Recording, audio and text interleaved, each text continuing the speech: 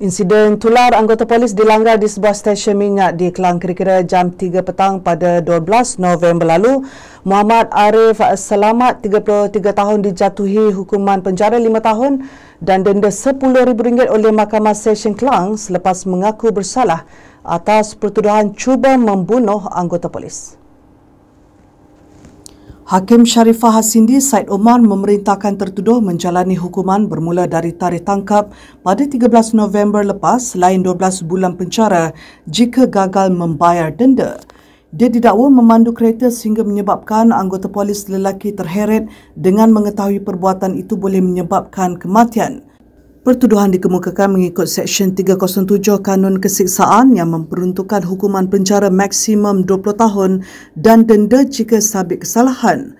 Muhammad Arif yang tidak diwakili peguam dalam rayuannya memohon hukuman ringan kerana perlu menjaga ibu dan bapanya berusia 61 tahun yang mempunyai masalah sakit jantung.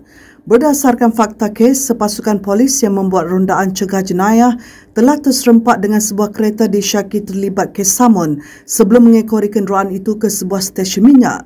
Masa kemudian cuba menahan pemandu kereta terbabit, namun semasa proses tangkapan, tertuduh menolak anggota polis berkenaan dan kemudian melarikan diri dengan memecek kereta sehingga mengheret mangsa dan hampir menggilis kakinya.